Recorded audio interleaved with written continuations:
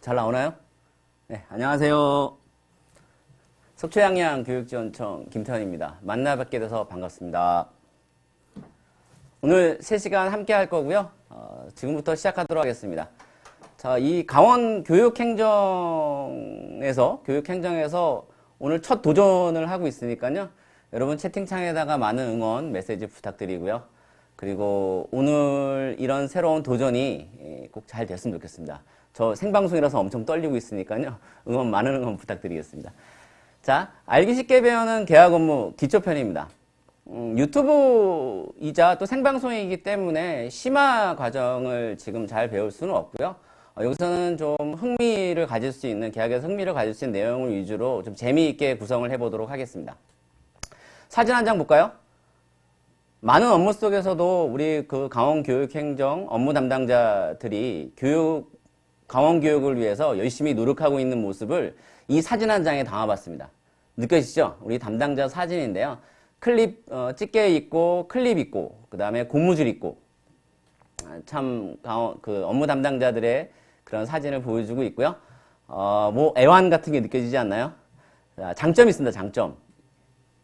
이 사진의 장점이 뭐냐면, 업무 담당자들이 이 계약 업무를 하면서 직원들하고 쉽게 친해질 수 있어요. 왜냐면, 우리가 그 업무를 할 때 큰 집게가 필요한데, 이 큰 집게는 이 계약 업무 담당자들한테만 있거든요. 와서 집게 가지고 가도 되냐? 아니면 뭐 집게 좀 빌려가도 되냐? 이러면서 쉽게 친해질 수 있는 장점이 있으니까 여러분들께서도 계약 업무 담당자 한번 해보시면 좋을 것 같습니다. 어쨌든 우리가 강원교육에서 열심히 일하고 있다라는 모습을 이 사진에 한 장 담아봤습니다. 감사합니다. 그리고 현재 83분이 들어와서 이 방송을 보고 있고요. 여러분들 많이 응원해 주시고 오늘 즐겁게 3시간 동안 했으면 좋겠습니다. 자, 시작하겠습니다. 와, 저 채팅창에 환호, 박수, 와. 예, 시작하겠습니다. 박준거님, 여기서 뭐 하는 거예요?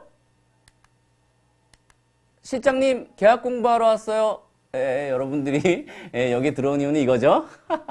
예, 신사와 아가씨를 좀 패러디해서 여러분들이 왜 이 방송을 듣는지 좀 보여드렸어요. 박중환님 여기 왜 왔을까요? 그죠? 계약 공부하러 왔죠? 예, 자, 지금부터 계약 공부를 한번 해보도록 하겠습니다. 자, 시작에 앞서서 오늘 이 생방송을 위해서 노력해 주신 분들이 있어요. 최승영 원장님, 그 다음에 권병균 부장님, 최미경 과장님, 그 다음에 여기 총무부의 정원 부장님, 김혜령 과장님께서 이 방송을 위해서 너무 많이 노력해 주셨고요. 제일 많이 고생하신 분은 지금 담당자인 김서림 주무관님이 이 생방송 구성하려고 많이 고생을 해 주셨어요. 너무너무 감사드리고요. 또 무엇보다도 이 지금 강원도 교육연수원에 스튜디오가 꾸며져 있거든요. 스튜디오에 이제 앉아 있는데요. 이 스튜디오에는 당연히 이제 운영하시는 분들이 있으세요. 근데 이 스튜디오를 사용하는데 거의 이틀 동안 고생해준 우리 송영빈 연구사님, 김영규 주무관님, 그 다음에 박영철 주무관님께 정말 감사드려요. 오늘 이 방송 잘 끝날 때까지 잘 도와주시기를 부탁드리겠습니다. 예. 저는 이렇게 지금까지 9년 동안 계약 업무를 해왔고요. 계약 업무와 동시에 이 메신저하고 전화를 이용해서 답변을 드리고 있어요. 지금 저기 왼쪽에 보시면 화면 보시면은 옛날 메신저에 콜센터 운영한다고 이렇게 적어놨었고 현재 메신저는 계약 업무 문의한다고 적어놨습니다. 여러분들께서 만일에 계약 업무가 궁금하거나 그 다음에 어려운 사항이 있으면 메신저도 좋고 전화도 좋으니까 언제든지 문의해 주시면 제가 성심성의껏 답변 드릴게요. 또 제가 계약 업무를 문의를 답변 드리는 것 뿐만이 아니라 계약 컨설팅도 합니다. 학교에 돈이 얼마 있는데 어떻게 운영을 해야 되나요? 이런 것들도 제가 다 답변을 드리니까요. 언제든지 들어오셔가지고 언제든지 메신저나 아니면 전화로 문의 주시면 제가 아는 한도 내에서 성심성의껏 답변 드리도록 하겠습니다. 자, 목차입니다. 오늘 배울 것은 기본 내용이고요. 계약의 의미, 알아야 할 계약의 법령과 적용, 그 다음에 계약의 흐름과 종류, 그 다음에 계약 상대자를 선정하는 방법, 그리고 실제 업무를 시작하는 방법, 질의응답 시간으로 나눌 텐데요. 시간을 보고 한 번 정도 아니면 2번 정도 쉬면서 오늘 이 시간을 구성해 나가도록 하겠습니다. 아주 세부적인 내용이라든가 업무에 관계된 내용은 연수원에서 연수 과정으로 배우시면 좋을 것 같습니다. 참, 또 하나 빠진 사람이 있는데요. 예, 여기 보이시나요? 예. 예. 얘 이름이 계약입니다. 계약이. 계약의 계자에 악어의 악자. 계약이. 원래는 오늘 과정을 위해서 많은 분들을 섭외해서 같이 진행을 하려고 했는데요. 다들 바쁘셔서 섭외를 못하고 오늘 이 계약이를 업무 보조자로 쓰도록 하겠습니다. 인사드리세요, 계약이. 안녕하세요. 예. 시작하겠습니다. 자, 계약의 의미를 한번 볼까요? 일반적인 계약의 의미는 다음과 같습니다. 발주처, 계약 담당자가 용역 업무를 하던가 아니면 학습준비물, 물품을 구입하던가 공사를 하던가 할 때 계약 상대자인 업체와 이렇게 계약을 체결합니다. 일반적으로 이제 계약을 이렇게 말하고 있죠. 이렇게 말하고 있는데 당연히 계약은 뭘 해야 되죠? 계약은 말로 하면 안 되죠. 말로 하면 안 됩니다. 계약은 말이 안 된다고 해서 얼룩말로 하면 안 됩니다. 그렇다고 구두로 하면 안 되죠. 예, 모든 계약은 이렇게 말로 하거나 얼룩말로 하거나 구두로 하는 것이 아니라 문서로 해야 됩니다. 그래서 일반적인 계약은 이렇게 발주처, 계약 담당자가 계약 상대자, 업체와 청약과 승낙의 합의의 의사표시로 문서로 계약하는 것을 계약이라고 합니다. 예, 일반적으로 그렇습니다.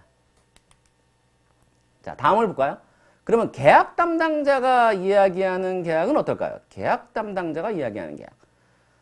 우리 법이나 법령이나 규정 지침 그리고 계약서에 보면 발주처 또는 계약 상대자 그리고 계약 담당자 또는 업체 이렇게 표시를 합니다. 민법에서는 청약자, 승낙자라는 표시를 하고요.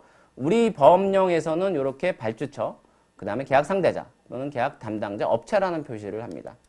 이분들이 아까 얘기했던 바보삼형제, 말, 얼룩말, 구두가 아니라 문서로 계약을 체결함으로써 계약이 이루어지는 거죠. 예, 계약이 이루어집니다. 근데 여기서 이제 주의할 점이 하나 있는데요. 자, 보실까요?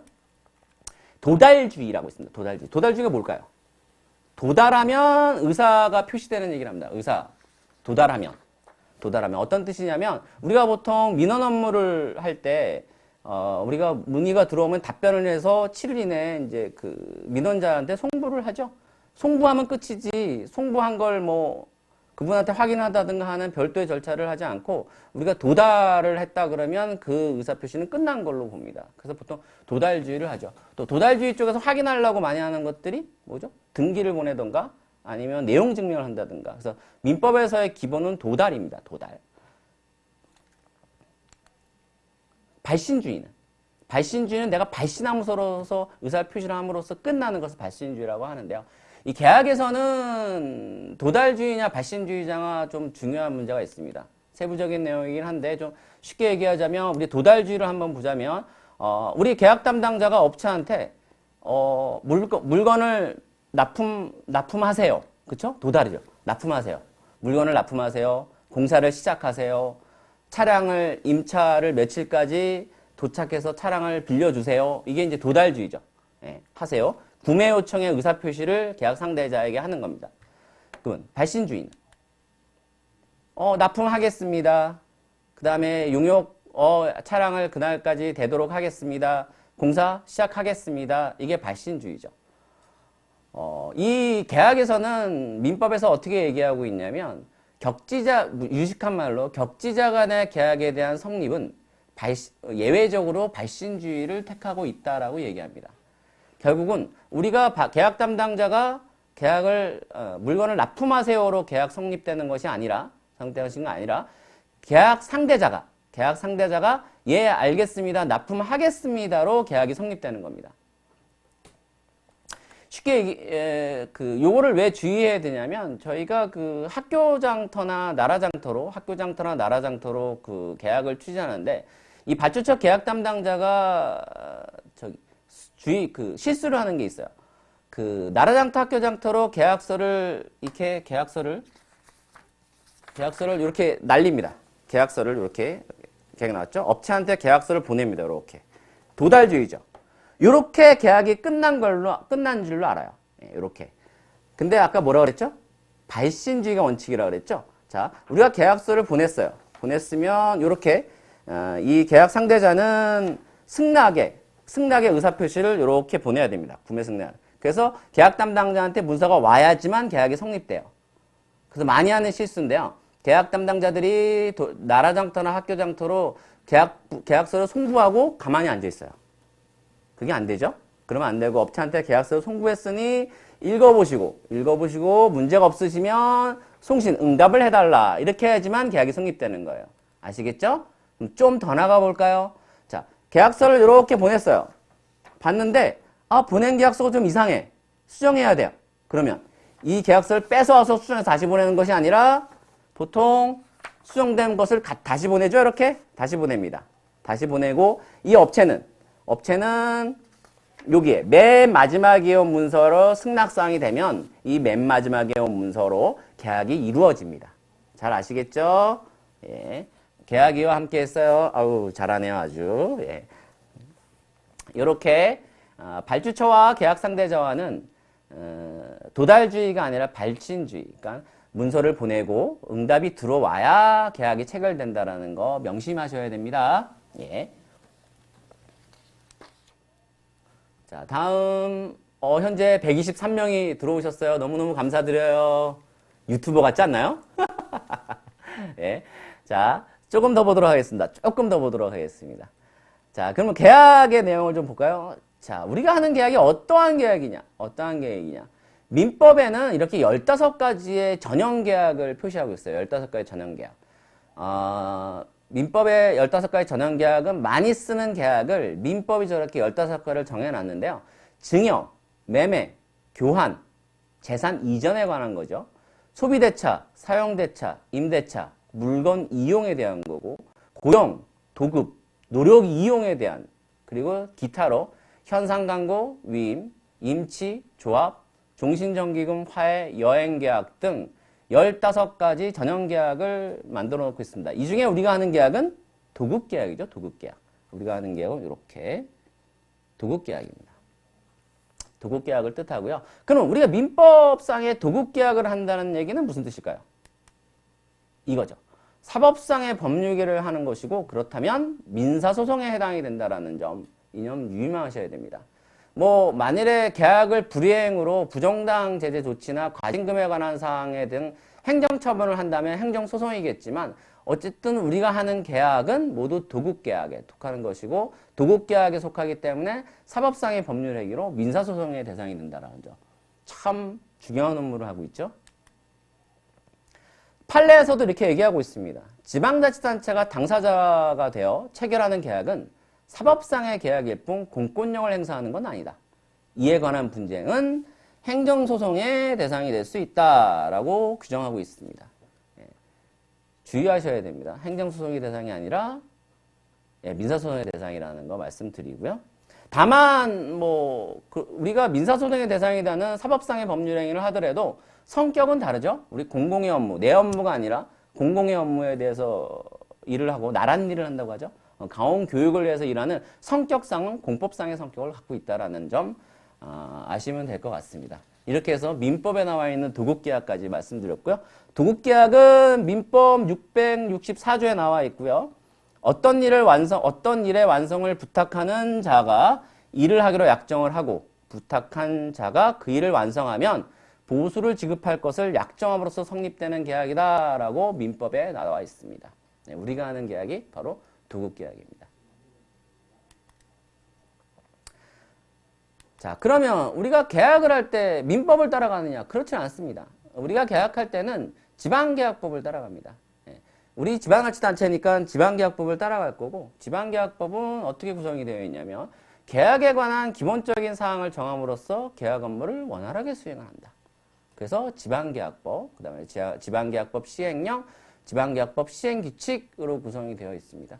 계약 담당자들은 보통 지계법이라는 말을 쓰는데요. 정식 약칭은 지방계약법입니다. 자, 판례에서도 지방자치단체가 사인과 사법상 계약을 체결함에 있어 지방계약법령에 따른 계약서를 따로 작성하는 듯 그 요건과 절차를 거치지 않으면 계약은 효력이 없다라고 해서 우리가 계약 업무를 할 때는 이 지방계약법령에 나와 있는 요건과 절차를 지켜라. 이렇게 나와 있습니다. 요건과 절차를 지켜라. 이렇게 나와 있고요. 우리가 계약을 체결할 때 계약서에는 계약의 목적, 계약의 기간, 계약의 금액, 그리고 뭐 지연배상금, 계약 이행 보증금 등 위험 부담에 관한 사항 등을 명백하게 작성을 하고 그다음에 계약 담당자와 업무 담당자와 업체와 사인이란 날인 또는 서명함으로써 계약이 성립되는 것이죠. 이 계약서를 작성해야 계약이 성립되는 것이고 이 계약서를 작성하고 성립하기 위해서는 지방계약법령에 따른 요건과 절차를 거쳐야 되는 것입니다.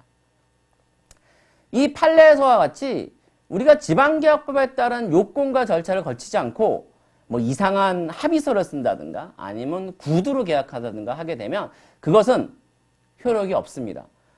예를 들자면 우리가 동아리 체육대회 때문에 우리가 뭐 어디 학생들을 데리고 출장을 가게 되는데 그 출장을 갈 때 숙소를 예약하게 되죠. 근데 우리 숙소 예약할 때 어떻게 하죠? 전화로 예약을 하죠. 업체 사장님이랑 전화로 예약하는데 만일에 코로나 등의 그 급박한 상황이 다가와서 계약이 취소가 돼요. 근데 이렇게 되면은 우리가 정식 계약 절차를 거치지 않았기 때문에 구제를 해드리거나 아니면 구제를 받을 수 있는 게 없습니다. 왜냐면 계약에 효력이 있는 걸 하지 않았기 때문에. 그렇기 때문에 만일에 구제받고 구제를 하려면 정식 요건과 절차를 거쳐서 계약을 체결해야 되는 것이지 이 지방계약법령에 없는 합의서라든가 아니면 구두로 계약하다든가 하시면 안 됩니다. 예. 그럼 계약 여기 또 바보 삼형제 나왔죠? 예, 말, 얼룩말, 구두 이렇게 계약하시면 안 됩니다. 그럼 계약서는 만일에 어떤 계약서를 쓸까요? 이렇게 세 가지 종류의 계약서를 한번 보여드릴게요. 보통 지방계약법령에 나타나는 계약서는 뒤에 있는 요 계약서 두 종류입니다. 왜 두 종류냐면 지방계약법 14조에 보면 계약의 성립에 보면 전자계약을 하도록 돼 있어요. 전자문서에 의한 계약서를 작성해야 된다라고 지방계약법 14조에 나와 있기 때문에 우리는 전자계약을 작성하게 됩니다. 전자계약을 작성할 때 이렇게 요거는 학교장터의 전자계약서고요. 요거는 나라장터의 전자계약서입니다. 뭐 법에 따라서 요건에 따라서 작성이 정확하게 되어 있고 그 시스템에 따라서 좀 내용 보기에 다른 것 뿐이지 내용은 똑같이 들어가 있는 두 가지 계약서가 있고요. 모든 업무를 계약서를 작성해서 한다면 좀 힘들고 복잡하겠죠. 그것 때문에 좀 간소화를 하기 위해서 승낙사항이라는 것으로 좀 대체를 하고 있습니다. 이거 같은 경우는 5천만 원이 안 될 때, 계약 금액이 5천만 원이 안 될 때 이렇게 승낙사항, 간단한 내용을 작성을 하고 계약을 체결하는 것이고요. 이것 또한 학교 장터에서는 전자로 들어와 있으니까요. 여러분들이 지방계약법 14조에 따라서 전자계약서를 작성을 해야 되니 승낙사항을 할 때도 이렇게 학교장터로 전자계약을 작성하셔도 되고 그 다음에 계약서 작성하실 때 이렇게 학교장터, 나라장터를 이용해서 계약서를 작성하셔도 됩니다. 예.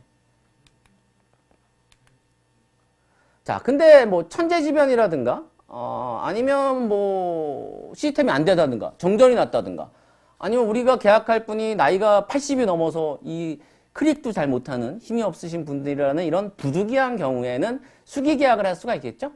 그래서 아까처럼 5천만 원이 안 되는 금액에 대해서는 계약서 대신 승낙사항을 이용해서 이렇게 수기계약을 체결하고 밑에 도장을 찍어서 날인을 했죠. 그리고 이제 오른쪽에 보시면 계약서에 도장을 찍어서 날인을 한 계약서의 예시를 볼 수 있고요. 여기 좀 특이한 사항이 있지 않나요? 특이한 사항이 있는데 여기 보시면 가운데 도장이 찍혀 있죠.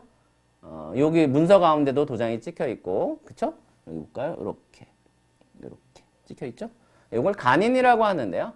자, 전자계약 같은 경우는 전자계약서 안에 서류를 다 첨부시켜 놓으니까 그 전자계약의 첨부 서류들은 모두 인정이 되는 것이고, 만일에 수기를 하게 되면 수기계약서의 첨부 문서들은 이 계약서에 연결된 것이 어떤 건지 모르는 것이니 이렇게 간인을 찍어서 이 계약서에 연결된 것이라는 것을 증명하고 추후에 바꿀 수 없게 이렇게 증명을 하고 있습니다. 그래서 이 간인은 찍어야 되는 것이고 뭐 옆에 찍어도 되고 보통은 우리가 요거처럼 접어서 찍어서 여기에 계약을 체결하고 있습니다. 네. 간인을 당연히 찍어야 되는 것입니다. 자, 이렇게 다음을 한번 볼까요? 저희가 이제 지방계약법, 우리가 계약을 하는데 이제 지방계약법을 봤는데요. 지방계약법은 국가계약법에서 내려온 겁니다. 국가계약법에서 내려왔고, 국가계약법과 지방계약법은 크게 차이점은 없습니다. 크게 차이점 없는데, 문제가 하나 있는 게 그 담당자들이 좀 주의해야 될 게 하나 있어요. 요겁니다. 이 나라장터 시스템에 입력을 시킬 때, 여기에 보면 그 낙찰 방법해서 기준을 입력시키도록 되어 있어요. 기준을. 이렇게 기준을 입력시키도록 되어 있는데, 그럼 우리는 뭐죠? 이렇게 행안부 기준으로 해서 입력을 시켜놔야 되는데, 이 그 담당자들이 뭐 기준 정도 입력시키는 건 아무렇게나 입력시키면 어떻겠냐 그래서 국가가 하는 조달청 기준을 입력시키는 경우가 있어요. 요게. 이렇게 조달청 기준을 입력시키는 경우가 있는데, 이렇게 조달청 기준을 입력시키게 되면 어떤 결과가 발생을 하냐면, 이렇게 예가 범위가 바뀝니다. 보통 우리는 플러스 마이너스 3%로 해야 되는데, 국가는 플러스 마이너스 2%가 됩니다. 뭐 전문적인 얘기긴 한데, 플러스 마이너스 2%가 되면서 예전 가격이 변하게 되는 사항이 초래가 될 거고요. 예전 가격이 변화가 되면 이렇게 중대한 하자가 돼서 이 공고가 취소당할 수 있어요. 다른 건 다 잊어버리더라도 우리가 공고문 입력시킬 때는 지방계약법이니 지방계약법 법령을 꼭 시스템에 입력을 시켜야 되는 것으로 보이지, 이렇게 그 시스템에 입력시킬 때 뭐 법령 정도는 아무렇게나 입력시켜도 되지 않느냐라는 것으로 국가계약법을 입력을 시키게 되면, 조달청 기준으로 입력시키게 되면 이렇게 중대한 하자로 나타나서 공고가 취소당하거나 아니면 이 업체들의 민원에 시달릴 수가 있게 됩니다. 민원에 시달리게 되면 정신건강에 굉장히 해롭습니다. 예. 그러니까 입력을 시킬 때도 정확한 기준에 입력시키는 것이 맞다, 이렇게 말씀드립니다. 꼭 주의하셔야 됩니다. 자, 이제 지방계약법을 좀 배웠고요. 다음엔 행정규칙을 좀 배우도록 하겠습니다. 행정규칙 같은 경우는 지방계약법령에 위임된 사항과 그 시행에 필요한 세부적인 내용들을 규정하고 있어요. 그래서 여기 뭐 지방자치단체 입찰 및 계약 집행 기준이 요령과 일반 조건, 그 다음에 지방자치단체 입찰 시 낙찰자 결정 기준은 적격심사 세부 규정으로 규정되어 있고요. 아마 대부분의 계약 담당자나 업무 담당자들은 계약을 체결할 때 지방계약단체 입찰 및 계약 집행 기준을 보시리라 생각이 되어집니다. 요것까지 해서 이 지방계약법령, 이 지방계약법령과 그 규칙들을 좀 봤는데요. 이것들의 특징이 뭐냐면 절차법적 성격이 강합니다. 절차법. 그 다음에 공무원의 내부 훈시 규정이에요. 너 이렇게 해라, 저렇게 해라. 즉, 이 행정규칙이 뭐냐면, 행정규칙 및 이 계약법령은 절차법적 성격이 강하고, 그 다음에 행정규칙은 정확하게 얘기하면 국민을 대상으로 대상으로 하는 것이 아니라 이 공무원의 내부 훈시 규정입니다. 너 이렇게 해, 저렇게 해. 그렇죠? 이런 훈시 규정이니까 판례를 보면 좀 특이한 점이 있는데, 입찰 집행 기준에서 단순한 내부 규정에 불과하므로 이를 위반하였다고 해서 낙찰자 결정이 당연히 무효가 되는 것은 아니다라고 돼 있어요.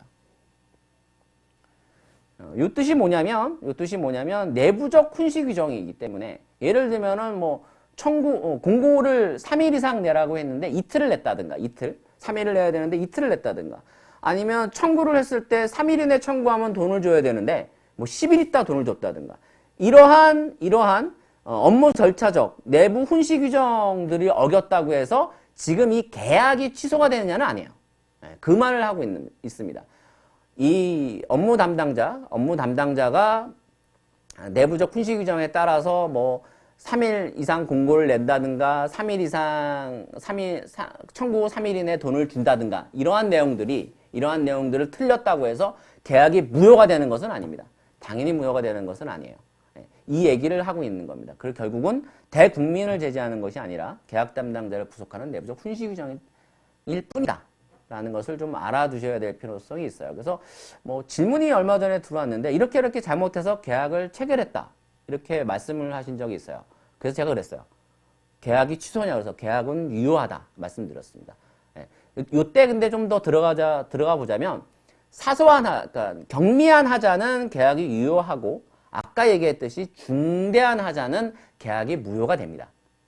그 점은 차이점이 있긴 하지만 어쨌든 이렇게 우리가 내부적 내부적 절차를 어긴 거에 대해서 이게 당연히 계약이 무효가 되는 것은 아니라는 점 알아두셔야 될 것 같습니다. 그래서 가끔 계약 담당자들이 이런 얘기를 많이 해요. 제가 책임지고 업무를 추진하겠습니다. 아, 이거 타당합니다. 이 계약이 무효가 되는 것은 아니죠? 계약이 무효가 되는 것은 아니지만 공무원이 내부 훈시 규정을 어기면 어떻게 되죠? 감사의 지적을 당합니다. 뭐 주의 경고라든가 징계를 받을 수는 있겠죠. 그렇게 하더라도 계약은 유효할 수 있다라는 얘기를 하고 있는 거고, 그럼 내가 감사 책임지고 할 테니 내가 책임지고 업무를 추진하겠다. 얘는 맞는 말입니다. 맞는 말입니다. 간혹 이렇게 말씀하시는 분들이 꽤 있습니다. 틀린 말이 아니라 어느 정도 맞는 말입니다. 그래서 지방계약법과 행정규칙을 배웠는데요. 여러분 1대 29대 300이라는 거 혹시 아시나요? 1대 29대 300 아시나요? 1대 29대 300 이게 하인리히 법칙이죠. 하인리히 법칙. 하인리히 법칙이 뭐냐면 큰 사고를 봤을 때 그 전에 같은 원인의 작은 사고가 29번이 있었어요. 29번이 있었고, 그 다음에 그 29번 이전에 같은 내용이긴 하지만 운이 좋아서 사고가 발생하지 않았던 것이 300건 있었답니다. 그렇죠? 결국은 작은 실수와 방치가 큰 사건으로 벌어진다는 것이 하인리 법칙 1대 29대 300이라는 겁니다. 요거는 전 세계적으로 수많은 사례들이 이 법칙을 사실로 증명을 했어요. 그렇다면 우리 업무 담당자 측면에서 한번 볼까요? 공무원이 법령과 규정을 무시하고 업무 처리를 해야 되느냐? 내가 책임지고 아닙니다. 법령과 지침, 규정을 철저히 지켜서 계약 업무와 회계 처리를 해야 되는 것입니다. 만일에 300번의 회계문란과 예산 목적에 사용을 하고 29번의 감사로 지적이 됐다면 결국은 한 번의 회계사고가 나타날 수 있습니다. 그러니까 여러분이 아까 내가 책임지고 업무를 추진하겠습니다라는 것도 말이 맞을 수 있겠지만 강원도교육청의 업무 담당자, 공무원이라면 법과 지침에 따른 계약 및 회계 절차를 꼭 지켜서 업무를 추진해야 됩니다. 그러면 여기에 참석하신 분들이 업무를 추진하고 있었는데 이 기관은 관례적으로 이렇게 업무를 추진하는 거야. 법령과 지침을 어기며. 그러면 원만한 직장 생활을 위해서 지침상 안 되지만 업무를 처리한다든가, 그렇죠? 업무를 처리한다든가, 아니면 특정 업체를 밀어준다든가, 이렇게 아니면 나의 직속 상관이 불합리한 업무를 한다든가. 그럼 여러분들 법과 지침을 따르지 않는 업무 처리를 하고 있다면 여러분들은 어떻게 해야 될까요? 여러분들은 어떻게 해야 될까요? 여러분 어떻게 되냐면 강원도교육청의 교육행정 공무원이라고 하면 부패의 고리, 문제의 도미노를 끊어내는 역할을 해야 되는 것입니다. 거기에 수긍하고 원만한 직장 생활을 위해서 내가 뭐 그냥 지나가면 되겠지라는 걸로 그 도미노를 쭉 타고 넘어가는 것이 아니라 강원도교육청의 교육행정 공무원이라면 이렇게 부패의 도미노를 딱 끊어서 지금부터는 법령과 지침을 꼭 지켜서 업무 처리를 해야 합니다라고 해서 그렇게 업무 처리를 하는 것이 맞습니다. 이게 바로 강원도교육청의 우리 업무 담당자들의 해야 할 일이 아닐까 이렇게 생각이 되어집니다. 너무 목소리를 높여 죄송합니다. 이렇게 해서 법을 다 배웠습니다. 그러면 누가 이런 말을 하더라고요. 계장님, 계약 업무는 지방계약법령과 예규만 보면 되겠다. 너무나 쉽다. 내가 뭐 지방계약법하고 예규 2개 정도를 못 보겠느냐.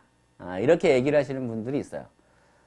저도 이렇게 처음에 공부를 했습니다. 이렇게 처음에. 지방계약법령을 보고 그 다음에 예규를 프린팅해서 읽어보고 했는데 문제가 하나 있어요. 문제가 하나. 이 문제가 뭐냐면 이거예요. 개별법령 우선의 법칙입니다.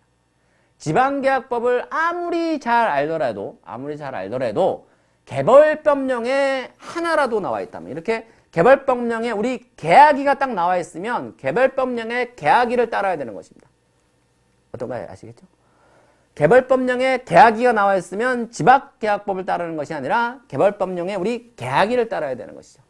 그래서 순서를 보자면 개별법을 따라가고 그 다음에 지방계약법을 따라가고 그마저도 없다면 민법을 따라가는 걸로 되어 있습니다. 이런 식으로 하다 보면 계약 담당자, 업무 담당자는 개별법을 대부분 알아야 돼요. 학교에서 지하수를 파야 되면 지하수법을 알아야 되겠죠. 자, 그러면 우리가 개별법령을 적용하는 그 모습을 한번 보도록 하겠습니다. 이렇게 학교에서 공사를 하게 되죠. 이건 기관에서 공사를 하게 될 텐데, 공사를 하게 되면 이렇게 건설산업규범법을 먼저 적용을 하게 됩니다. 이렇게 폐기물이 많이 쌓여서 폐기물을 처리해야 된다고 한다면 이렇게 폐기물관리법을 적용하게 됩니다. 폐기물이 100톤이 안 돼서 건설산업법에 따라서 들어온 업체가 그 폐기물을 처리할 수 있더라도 100톤이 넘어가게 되면 폐기물관리법에 따라서 분리발주를 해야 되는 것이고, 분리발주를 해야 되게 되면 이 업체랑 따로 계약을 체결해야 됩니다. 그래서 그때 적용하는 폐기물관리법.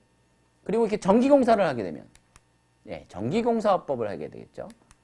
그럼 이렇게 우리가 계약을 체결할 때 1,000만 원이 넘어가게 되면 인지세를 납부하게 되죠. 인지세는 이렇게 인지세법. 우리가 이렇게 학교 급식을 줘야 되죠. 이렇게 학교 급식을 줄 때 관련하는 법은 학교 급식법. 소방시설을 설치하게 되면 소방시설 공사업법. 이런 식으로 지방계약법의 지방계약법을 적용하기 전에 이 업무에 대한 관련법을 먼저 적용을 받게 됩니다. 이렇게 쉽게 이해가 되시죠? 왜 우리가 개별법령을 알아야 된다는 의미는 이렇게 공사를 할 때는 건설산업규범법을, 그 다음에 폐기물 할 때 폐기물관리법, 전기할 때 전기공사업법, 인지세 납부할 때 인지세법, 급식할 때 학교급식법, 소방할 때 소방시설공사업법. 이렇게 이 법들을 모두 적용을 먼저 하고 그 다음에 지방계약법에 따라서 계약을 체결하게 되는 것입니다.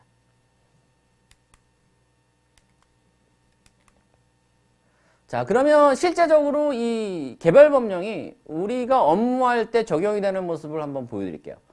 지금 이 사진은 네이버의 위성사진인데요. 오른쪽에 있는 게 그 솔땡땡 리조트입니다. 어디냐면 이 강원도 오산리에 있는 건데요. 강원도 양양군 오산리에 있는 솔땡땡 리조트.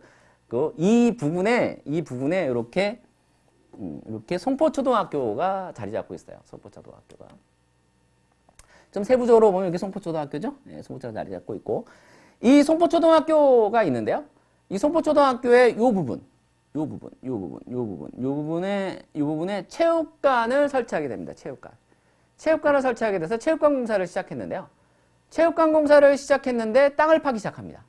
땅을 파다가 그릇이 나오고 그 다음에 무슨 돌 같은 게 나오고 하면 느낌이 오시죠? 문화재가 발굴이 되게 됩니다. 여기가 되게 유명한 강원도 양양 오산리 선사유적지가 있는 곳입니다. 그래서 땅을 팠더니 웬걸 체육관을 하려고 이런 뒤에 땅을 팠더니 이렇게 매장문화재가 나오기 시작해요. 그러면 우리가 지방계약법에 따라서 계약을 체결한 업체는 매장문화재가 나왔다 하더라도 공사를 계속 이행을 해야 되죠. 왜냐면 며칠까지 공사를 해야 되니까. 근데 매장문화재가 나오면 매장문화재는 어떻게 해야 되죠? 이렇게 매장문화재 보호 및 조사에 관한 법률에 따라서 여기 법에는 어떻게 나와 있냐면 매장문화재를 훼손하지 말아야 된다. 만일에 매장문화재가 나오면 그 공사는 중지해야 된다라고 나타나 있어요. 결국은 땅을 파서 공사를 하려고 했는데 빗살무늬 토기, 그렇죠? 덧무늬 토기, 그달린 항아리 뭐 이런 것들이 나오기 시작하면 공사는 당연히 아까 훼손하지 말아야 되고 그 다음에 공사는 중지했습니다. 그래서 공사가 중지가 됐고요. 요거는 이 매장문화재 보호 및 조사에 관한 법률에 따라서 공사가 중지가 됐고 올해 재개가 돼서 완공이 됐습니다. 완공이 잘 됐습니다. 이렇게 해서 우리가 땅을 팠을 때 도기가 나오면 매장문화재 보호 및 조사에 관한 법률에 따라서 문화재를 훼손하지 말고 바로 공사가 중지가 될 수 있다. 이렇게 바로 지방계약법 외에도 개별법령에 따라서 이렇게 적용이 되는 모습을 한번 보여드렸습니다. 재밌죠? 저만 재밌었나요? 자, 이렇게 해서 우리가 지방계약법, 그 다음에 개발법령들을 봤는데요. 이왕 얘기가 나왔으니까 문화재 시간여행도 할까요? 8,000년 전에 신석기 시대로 한번 시간여행을 한번 가보도록 하겠습니다. 지금 보이시는 곳이 양양군 오산리, 양양 오산리 선사문화유적지입니다. 선사문화유적지. 이게 대표적인 선사문화유적지 중에 하나인데요. 이 양양 오산리 선사유적 박물관이라고 합니다. 선사유적 박물관이고, 특이하게 이 선사유적 박물관들은 지자체 소속이더라고요. 그래서 저도 이제 국립인 줄 알고 찾다가 보니까 이제 공립이더라고요. 요 만일에 양양 오산리 솔땡땡 리조트 쪽에 만일에 오실 일이 있거나 아니면 양양 쪽에 관광을 염두에 두시게 된다면 어린 자녀들이 있다고 하면 이렇게 양양 오산리 선사유적 박물관 쪽으로 와서 한번 보시는 것도 되게 좋을 것 같아요. 이거 외부 사진이고, 이렇게 외부에 이제 데크 등을 놓여서 이제 체험할 수 있는 곳도 있고, 그 다음에 이렇게 야외 체험장도 구성되어 있어요. 운막집 같은 데 들어가 볼 수도 있을 거고, 그 다음에 이렇게 토제인면상, 덧무늬 토기 등 이제 상설 전시관도 되어 있고, 아래 보면 어로 생활이라든가, 토기를 빚는 모습, 채집 생활 등을 보여줄 수 있는 이런 내용들도 되어 있고, 체험장도 구성되어 있으니까요. 어린 자녀분들이 있으시면 놀러 왔을 때 이렇게 그 선사유적 박물관에 들리는 것도 되게 좋을 것 같아요. 여기 뭐 덧무늬 토기도 있고, 빗살무늬 토기도 있고, 여기 토제인면상 같은 거 있죠? 이거 같은 경우는 4cm 정도 되는 건데, 진흙을 이렇게 뭉쳐가지고 손가락으로 눌러서 만든 그 신상이라고 하더라고요. 우리나라에서 되게 오래된, 가장 오래된 신상 중에 하나라서 역사적 가치가 굉장히 높답니다. 높으니까 이런 것들 보실 수 있는 기회가 있고 체험할 수 있는 기회가 있으니까 만일에 양양에 오실 일이 있다면 이렇게 양양 오산리 선사유적 박물관을 들려보시는 거 되게 좋으실 것 같아요. 이렇게 선사유적 박물관을 들리시게 되면 장점이 하나 있습니다. 올해 2021년도 8월 21일 경찰 2차 시험 한국사 문제입니다. 선사시대 유적과 출토 유물이 옳게 연결된 것은 모두 몇 개인가? 맞춰보시겠어요? 모두 몇 개일까요? 지금 연천, 전곡리, 제주 고산리, 부산 동삼동, 하고 부여, 송곡리, 여주, 흔암리 유적 많죠? 입장료 어른 1,000원 나왔습니다. 1,000원이면 갈 수 있습니다. 꼭 방문해 주세요. 입장료 1,000원 감사합니다. 꽃무늬님 너무 감사드립니다. 자, 우리가 좀 전에 그 양양 오산리 선사유적 박물관 갔다 왔으니까 이게 지금 올해 8월 21일 경찰 2차 한국사 시험 문제인데요. 다른 건 다 모르더라도 리을을 알겠죠, 리을. 그쵸? 네. 양양 오산리. 김명희 주머니 누구시죠? 6개. 어떻게 하셨어요? 이거 답이 6개입니다. 기역, 니은, 디귿, 리을, 미음, 비읍 모두 맞습니다. 모두. 6개입니다. 여기 나오신 김명희님은 연수 끝나고 우리 김서림 주무한테 연락 주세요. 소정의 선물을 보내드리도록 하겠습니다. 감사합니다. 6개. 아우 감사합니다. 짠 것 같은데요.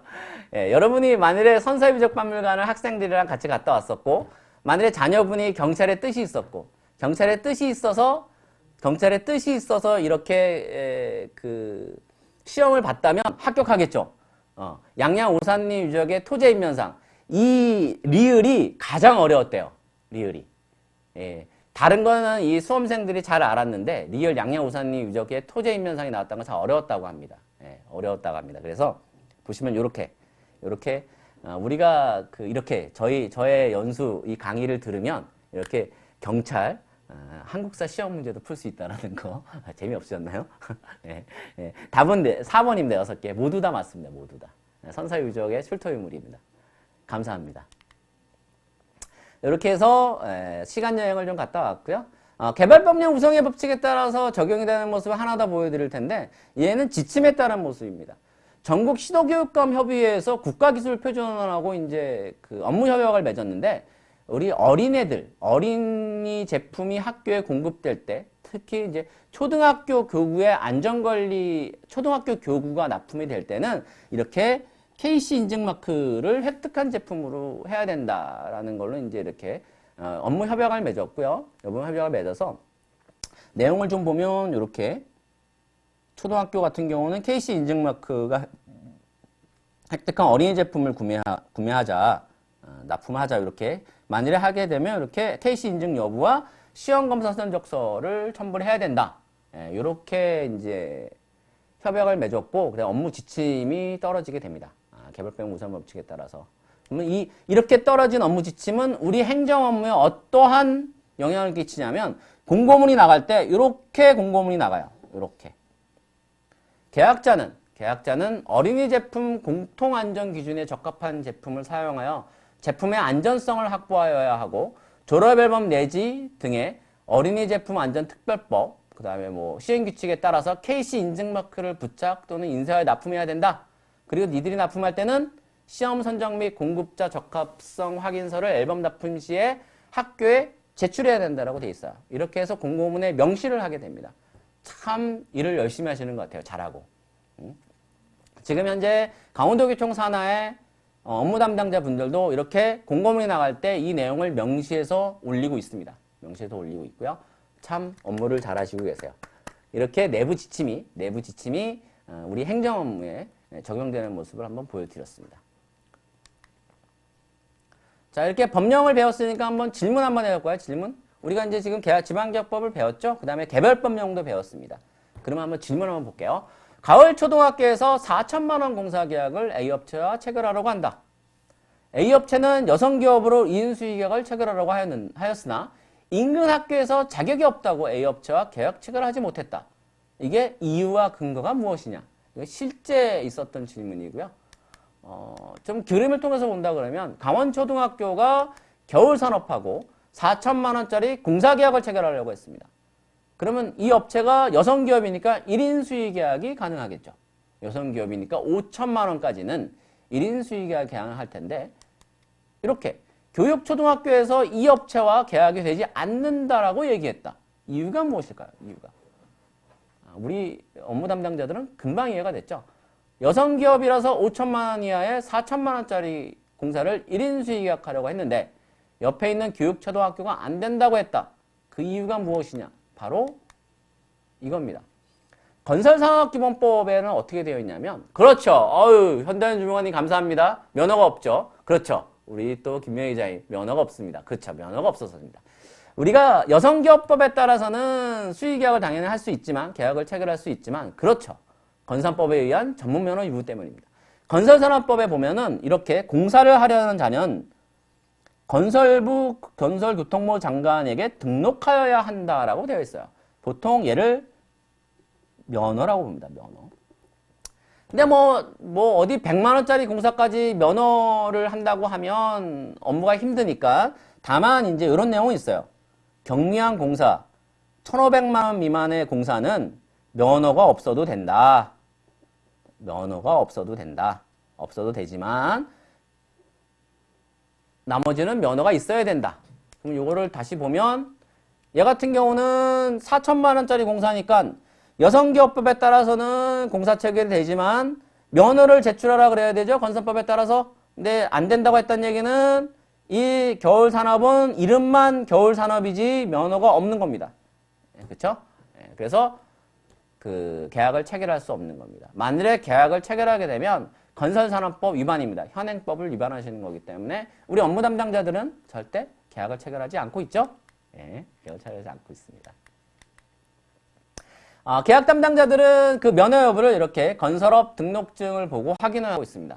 그래서 이렇게 원본 대조 필등을 받아서 진본임을 원본임을 확인하고 업무 처리를 하고 있습니다. 그래서 만약에 면허 확인을 하려면 이렇게 건설업 등록증을 확인하는 것이고요. 만일에 감사를 받았을 때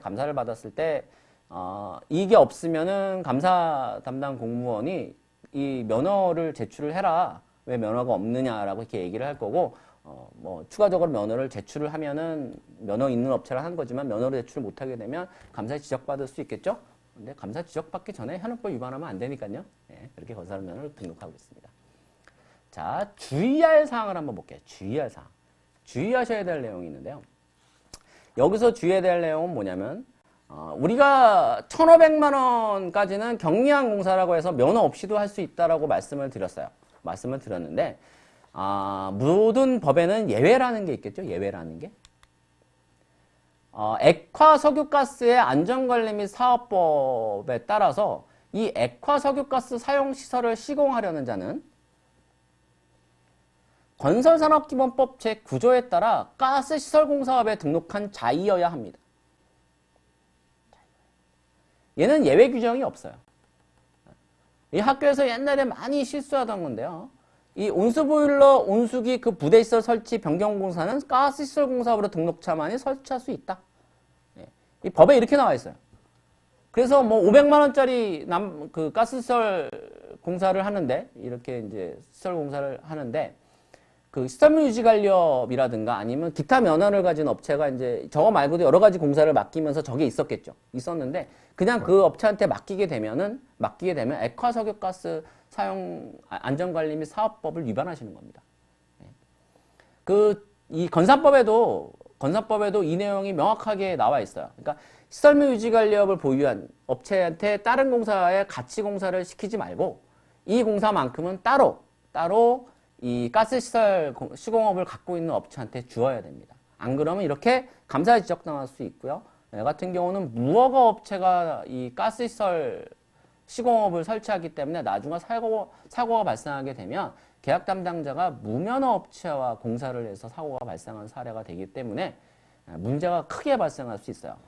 건설법에도 이 경미한 공사가 1,500만 원 미만이긴 하지만 가스시설 공사, 철강제 설치 공사 및 강구조물 공사, 그리고 삭도 설치 공사, 승강기 설치 공사, 철도 궤도 공사, 난방 공사 같은 경우는 면허 있는 업체만 설치할 수 있습니다. 이렇게 예외가 있음을 명심하셔야 됩니다.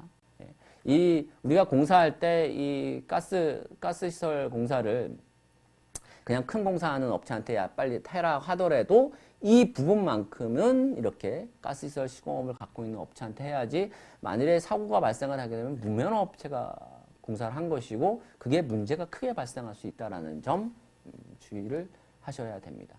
주의죠. 네, 두 번째 질문 한번 보겠습니다. 두 번째 질문. 자, 겨울 초등학교에서 4천만 원짜리 공사를 했다. 완료가 됐다. 그런데 준공검사 조서를 완료를 했는데 준공검사 조서를 작성해야 한다. 작성하지 않아도 된다. 지금까지 한 번도 작성해 본 적이 없다라는 의견이 있다. 꼭 작성해야 하나요? 근거와 양식은 어디 있나요? 라는 질문은 실제로 받은 질문입니다. 자, 우리가 4천만 원짜리 공사를 완료했는데 준공검사 조서를 작성해야 한다. 작성하지 않아도 된다. 지금까지 한 번도 작성해 본 적이 없다. 어떤 게 정답일까요? 준공검사 조서를 작성해야 한다. 작성하지 않아도 된다. 지금까지 한 번도 작성해 본 적이 없다. 당연히 공무원이 업무를 완료했다 그러면 준공검사 조서를 작성해야 되는 것이 정답이죠. 근데 왜 우리는 작성하지 않았다, 해본 적이 없다라는 말을 했을까요? 우리 지방계약법 17조를 한번 보자면, 그렇죠. 현대인 주머니 감사합니다. 작성해야 하는 거죠. 우리가 지방계약법 제17조를 보면 이렇게 나와 있어요. 계약 담당자는 계약서 설계서에 관한 서류에 따라 이를 검사해야 되는 것입니다. 검사를 해야 되는 것이고, 뭐 소속 공무원에게 위임하여 검사하게 할 수 있다 이런 내용은 있지만 어쨌든 공무원은 이렇게 계약서와 설계도에 따라서 검사를 해야 되는 것이고 이 검사를 하는 자는 검사 조서를 작성해야 되는 것입니다. 이렇게 검사 조서 무조건 작성해야 되는 거예요. 근데 왜 내가 본 적이 없을까? 그렇죠. 저렇게. 왜 본 적이 없을까라는 것은 여기 나와 있습니다. 대통령령으로 정하는 금액 미만의 계약 및 그 다음에 뭐 성질상 필요가 없는 것들은 검사 조서를 생략할 수 있다라고 표시를 하고 있어요. 그렇죠? 그래서 우리는 원래는 검사 조서를 작성을 해야 하는데 단서 규정에 대통령령으로 정하는 금액 미만의 계약 또는 매각 계약, 그 다음에 전기, 가스, 수도의 공급 등 검사 조서의 작성이 성질상 불필요한 경우에는 검사 조서의 작성을 생략할 수 있기 때문에 우리가 처음 봤다든가 안 봤을 수 있습니다. 그러면 결국은 4천만 원짜리 공사니까 당연히 준공검사를 작성을 해야 되고 이렇게 우리 여기 참석하신 분들이 모두 얘기를 하고 있죠? 아유, 감사합니다. 지방계약법 시행령 제65조에 따라서 3천만 원을 말한다. 그렇죠? 3천만 원. 3천만 원까지는 작성하지 않고 3천만 원 넘게 되면 이렇게 준공소설 작성을 해야 됩니다. 그래서 결국은 4천만 원짜리 공사니까 작성을 해야 되는 것이죠. 만일에 1천만 원짜리 공사는 생략할 수 있는 것이죠. 근데 여기 나와 있는 것처럼 그래도 작성하는 게 더 좋습니다. 그렇죠? 예. 잘 아시겠죠? 예. 자, 여기서 우리가 거기 쉬는 시간, 쉬는 차원에서 예. 전화 인터뷰 한번 해보겠습니다. 전화 문제. 전화 문제.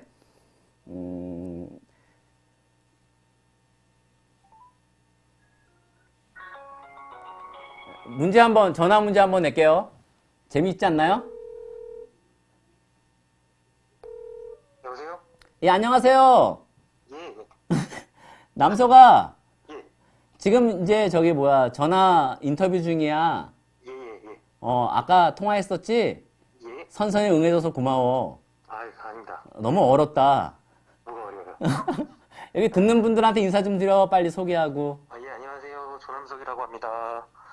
어디 근무하세요? 저희 도교육청 근무하고 있습니다. 아, 예. 저희 도교육청에서 근무하는 조남석 주무관이고요. 아, 신선하다. 저기 보시는 분들이 신선하대요, 아주. 아유, 감사합니다. 목소리만? 야, 짜고 치는 거 아닌가요? 예. 사전에 전화 안 받을까봐 짜고는 쳤습니다. 반갑고요. 현재 방송은 보고 계시나요? 아, 제가 지금 못 보고 있습니다. 죄송합니다. 아, 업무 때문에. 예, 예. 그래도 바쁜데 전화 통화해서 너무 고맙고요. 아유, 아닙니다. 예, 나랑 친해서 전화 받은 거죠? 자, 여기서 문제. 예? 검수 조서를 생략할 수 있는 금액은 3천만 원? 인터넷을 통해 물품 구매 시 신용카드로 결제할 수 있는 최대 금액은? 아, 2천만 원. 아유, 정답입니다. 아주 훌륭합니다. 짝짝짝짝짝. 맞았어요? 네, 정답이 정답. 아유, 여기 감사합니다. 지금 뭐 강원 여기 들어오시는 분들이 얼굴도 보고 싶다고 하고 인사도 하고 뭐 그러고 있어요. 아, 예, 예. 예, 이 보시는 분들한테 예. 하고 싶은 말이나 아니면 예. 본인 하고 싶은 말이 있으면 한번 해주세요. 제가 사실은 전화를 꼭 받아야 된다는 연락은 받았는데, 지금 정확하게 뭘 하시고 계시는지 제가 잘 몰라가지고, 아마 뭐 계약 관련된 강의 받고 계시는 것 같은데, 재미가 없으시더라도 끝까지 좀 재밌게 들어주시고요. 예, 모두 건강하세요. 예, 남서가 고마워. 예, 들어가세요. 수고해. 예. 자, 감사합니다. 예, 이렇게 해서 전화 문제까지 한번 풀어봤습니다. 신선한가요? 재미있나요? 우리는 이런 방송을 하고 있어요. 예. 자, 아까 그 조남석 주무관하고 얘기했던 것 중에 하나가 뭐냐면, 그 인터넷을 통해서, 인터넷 쇼핑몰을 통해서 물품 구매를 할 수 있는 카드 결제 금액이 최대 얼마냐? 이렇게 얘기했죠. 카드 결제의 최대 금액이 얼마냐? 예. 우리가 인터넷 쇼핑몰에서 물건 구매할 때 신용카드로 구매를 하죠. 그때 그 구매할 수 있는 카드 결제 최대 금액이 얼마냐 그랬는데 2천만 원입니다. 2천만 원. 어디 나와 있냐면 지방자치단체 회계관리에 관한 훈령에 나와 있고요. 2천만 원. 2천만 원이고 추가로 얘기하자면 다른 사이버몰과 가격 및 품질 등을 충분히 비교 검토한 다음에 물품 구입을 해야지 가능합니다. 2천만 원까지 구매 가능하고요. 전원석 주무관님 모두톡에 로그인 되어 있네요. 예, 감사합니다. 방송을 안 보고 있네요. 예, 바쁜 전원석 주무관님께 박수 감사합니다. 인터뷰 해주셔서. 자, 이렇게 해서 우리가 검수소 내용하고 그 다음에 이제 쇼핑몰에서 카드로 결제할 수 있는 물품 구매가 얼마 정도 되는지까지 한번 퀴즈로 한번 알아봤습니다. 2천만 원까지 가능하고 2천만 원까지 물건을 구매하더라도 우리가 충분히 다른 사이버몰과 비교 검증을 해야 된다. 이거 꼭 명심하셔야 됩니다. 그래서 보통 이렇게 구매할 때 다른 사이트에 쇼핑몰에 올라와 있는 물품들을 복사해가지고 붙여놓기도 해요. 네, 그 계약 담당자들은. 자, 우리가 그 준공검사조서는 이렇게 나와 있죠, 이렇게. 이런 준공검사조서를 사용하고 있고요. 준공검사조서는 강원도교육비 특별하게 제129조 별지 제92호에 나와 있습니다. 그 양식을 쓰고 있고, 그 다음에 이렇게 현재 저희 강원도교육청 속초양양교육청 쪽에서 쓰고 있는 물품검사 조서고요. 물품검사 조서고, 이렇게 결제 칸을 만들어서 결제를 맡고 있어요. 여러분들도 맞죠? 이렇게 만일에 검수를 맡게 되면 결제칸을 맡아서 결제를 맡아 두셔야 됩니다. 예. 이유는 뭐죠? 이유는 높으신 이게 위에 결제권자들도 이 물품이 잘 납품됐다는 걸 아셔야 되겠죠? 아셔야 되고 보고 드리는 차원에서 이렇게 결제를 받고 있는 거 한번 보시면 될 것 같습니다. 자, 쉴 새 없이 업무에 대해서 말씀드렸고요. 그리고 이제 전화 인터뷰도 한번 해봤습니다. 학생들과 관련된 쉬는 시간인데요. 학생들과 관련된 기억에 남는 음악에 대해서 좀 말씀드리려고 하는데요. 쉬는 시간입니다. 쉬는 시간. 이게 왜 말씀을 드리냐면 제가 강원진로교육원에서 업무를 했었어요. 강원진로교육원에서 업무를 했었는데 강원진로교육원 설립 업무 때문에 근 4년을 근무를 했었고 설립 업무를 할 때 그 강원진로교육원은 그 숙직을 씁니다. 숙직. 강원진로교육원은 숙직을 써서 학생들이 체험을 위해 2박 3일, 3박 4일 왔을 때 진로교육원 생활관에서 생활을 하게 돼요. 그럼 진로교육원 생활관에서 2박 3일 자고 먹고 생활을 하기 때문에 직원들이 돌아가면서 그 숙직을 서게 됩니다. 근데 이렇게 제가 이렇게 숙직을 이렇게 쓰고 있는데 학생들이 기상음악을 틀어달라고 그렇게 많이 얘기를 합니다. 기상음악을 틀어달라. 잘 못 일어나니까. 그래서 기상음악을 틀어줄 때 제가 어떻게 했냐면 기상음악을 틀어달라고 해서 이렇게 스피커를 틀고 노래를 틀은 다음에 마이크를 켜고 이렇게 연결을 해서 틀어주고 그랬었어요. 틀어주고 육성으로 이렇게 방송을 해주고 방송을 이렇게 해줬었는데 그때 이제 그 같이 있었던 사람이 누구냐면 강원도교육청의 임상원 주무관 전산직인데 원래는 여기 김만순 계장님이랑 같이 근무하다가 이제 임상원 계장이 이제 새로 와서 전산직으로 새로 와서 이제 업무를 같이 했었는데 임상원 주무관이 그 내용이 좀 그 보기에 좀 그런지 육성으로 방송하는 대신에 이렇게 워드를 치게 되면 그 여성분 나와서 자동으로 나오게 이런 것들도 해놓고 이 음악도 자동으로 틀어주게 요렇게 그 시스템을 구성해 준 기억이 좀 나요. 그때 그래서 임상훈 주무관한테 계장님한테 되게 도움을 많이 받았었던 기억이 나고 그러면서 그때 가장 많이 기상음악을 시청했던 음악이에요. 그래서 이 음악을 보면 임상훈 주무관 계장님이 생각이 나면서 이렇게 학생들이 생각이 난다라는 거. 그래서 한번 틀어드리려고 하고요. 학생들이 가장 많이 그 다음에 신청했던 기상음악 그리고 이 음악을 틀어줄 수 있게 도와줬던 임상훈 주무관 너무너무 고마워. 예. 그러면 음악을 한번 틀어보도록 하겠습니다.